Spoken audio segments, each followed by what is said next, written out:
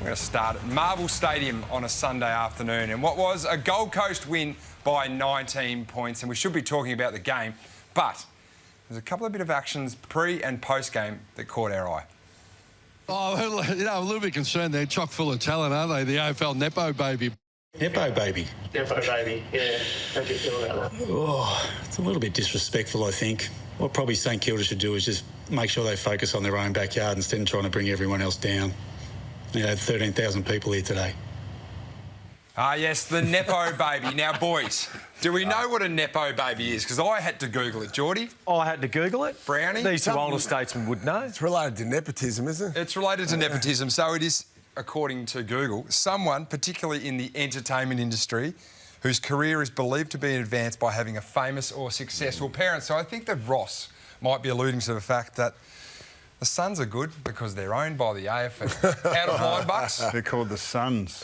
They are called Yeah, the Suns. my son asked me about it and I told him exactly that answer. So if he got any favours because of me, then that would be nepotism. But no, I think not every idea that a coach has, like the funny little quips that you think of in your head, not all of them need to come out of your mouth. Is that his inside voice? That might have been his inside voice. But as the day's gone on, I wonder if it was deliberate.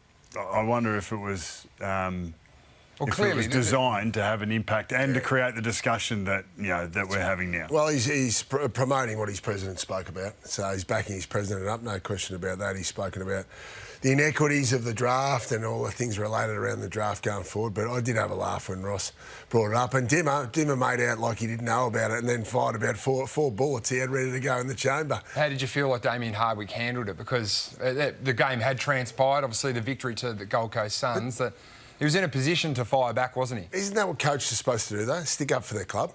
So Ross Lyon firing a shot at the AFL, he's sticking up for his club. Damien Hardwick, as you would have known, sticking up for his club. And that's what Luke Beveridge was saying about the incident on Thursday night. That's what they do. It's a great part of it. It's a great theatre about it. I know we're going to get in the ins and outs of it all, but these are the Gold Coast Academy graduates. Now, look, those younger players are coming along, but they haven't been the difference as to why the Suns are going well at the moment. So I wouldn't just hang my hat on the Gold Coast Suns. Academy players are the reason that they're sitting in the top three. It's a quarter of their team. So it's not a small part. Yeah, but that doesn't mean that they'd be playing with 14 people out there. They would have had drafts from around the country as well. So have a look at those players. Yes, they've got potential, big futures hopefully, but they're not stars of the game. You'd think Bodie Hewland and Joel Jeffrey, who's having a fantastic year off half-back, and Sam Closey, who's been in and out and played some good footy, are probably the three there that are the mainstays. Obviously, Jed Walter, it's been a lot of work, young key forward coming on. How did you find Ross Lyon's comments? Do you feel like it's disrespectful to, one, come in, that's the first thing you say in a game that I think was pretty important for St Kilda against the side in terms of the Gold Coast Suns, and a coach in Damien Hardwick who have struggled at Marvel Stadium? Yeah, I mean, it was certainly planned. I mean, the jovial nature in which he said it would say to some people that it might have been a joke. I think it's a gift for the Gold Coast Suns, to be honest. I mean, Mark Evans was on radio this morning, so he's... But the players don't know about it, though. No, I don't, but... The Suns players wouldn't have known about that comment. But let's be honest, Gold Coast Suns, I think... I mean, this is the best version of Damien Hardwick. He told the group to effing grow up last year, and then now you've got an instance where you're seeing your coach defend the club publicly, you're seeing your CEO defend the club publicly. Like, we don't talk about the Gold Coast all that much down here, right? But now we're talking about them. So now they're on the map, and now they've got some substance behind, topics that arise throughout the AFL season. I love it. I think it's been a gift in a way to the Gold Coast Suns to, one, maybe create a little rivalry, but two, hey, it's now us against not only other teams, but St Kilda might be public and he'd be number one now. We speak about rivalries, 24 hours on, and John Ralph, there certainly is no love lost between the Suns and the Saints. Yes, this spat got even spicier today. So Mark Evans said that these comments were offensive. The former chairman in Tony Cochrane said that they were SHIT and brought the game into disrepute.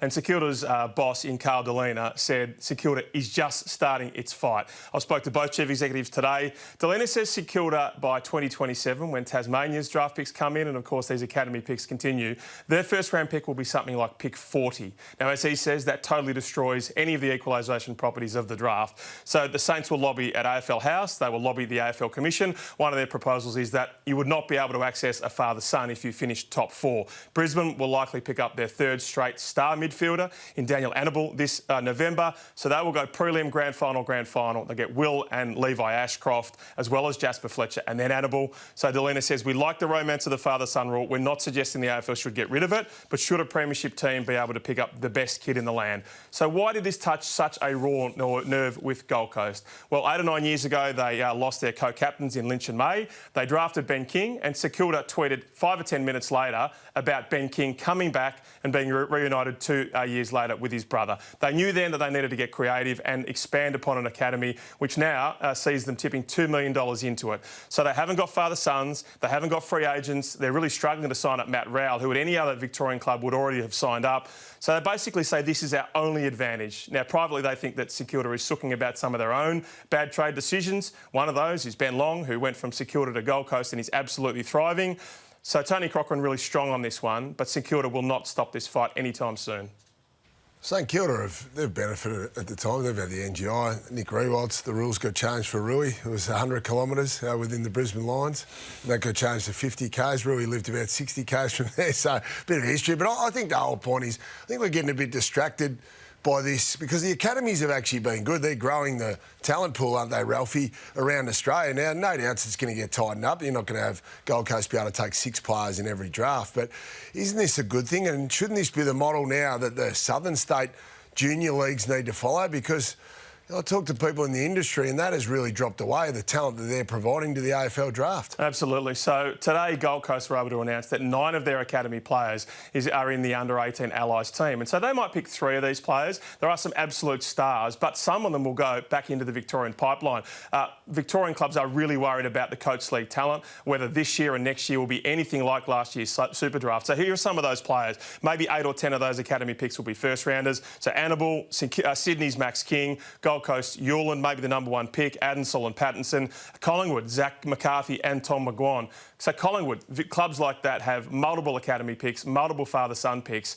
I think that St Kilda absolutely is doing the right thing, raising this as an issue. I just think Gold Coast is the wrong target here.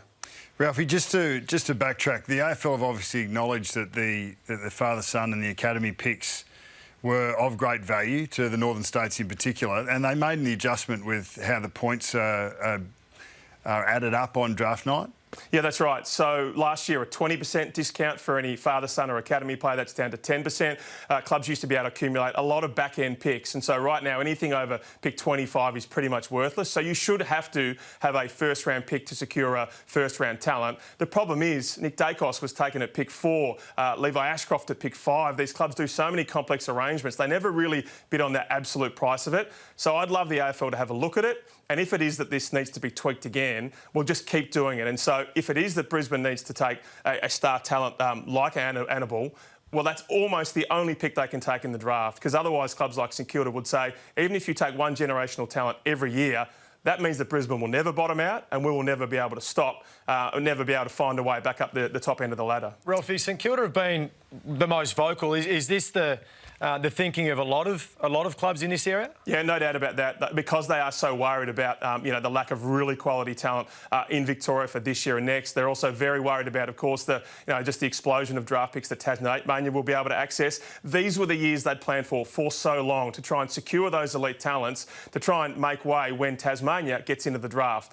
Unfortunately, clubs like St Kilda think they're almost missing their chance because of these compromised drafts. So St Kilda's the one that's being really vocal about it. A lot of Victorian clubs have real concerns. Thanks very much, Ralphie. The update there on the Gold Coast Suns and St Kilda Football Club. Did he say, Father, if you finish top 4, you might not get access to it? Like a protected pick, basically. So if you finish top 4... Be careful what you wish for. How many boys has Rui got? 3.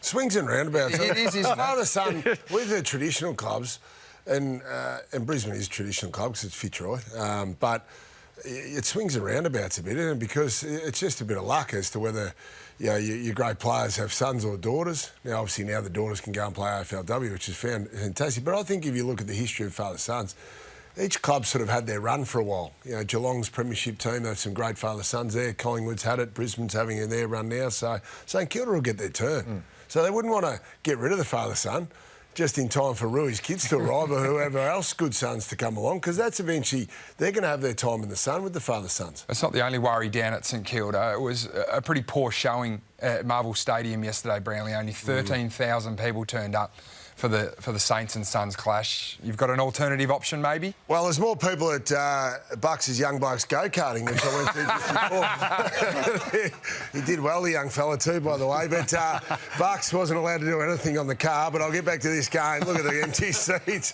This game... Not a good look. Only a few weeks ago we spoke about Ballarat.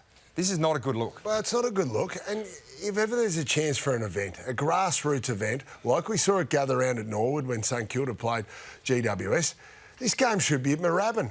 Like, how good would that be? That would be an event, a community event. Grassroots game, Brownie. Absolutely. You know, we don't have to have a grassroots round, but I'd love to see this 3 or 4 occasions throughout the year. You know, to these suburban clubs, you've got Princess Park there, you've got the Whitten Oval, and that's a perfect opportunity, isn't it? Because you could really build that up. I know there's financial agreements and all that sort of stuff with Marvel. We can work our way around that. Marvel now, Brownie, though. Exactly, so it's right. easy to do. And the AFL's got money. It's easy to do. I just think it's a good way to promote a game that's not a lot of interest around that game, but I think it's really good for those clubs to be able to connect with the community.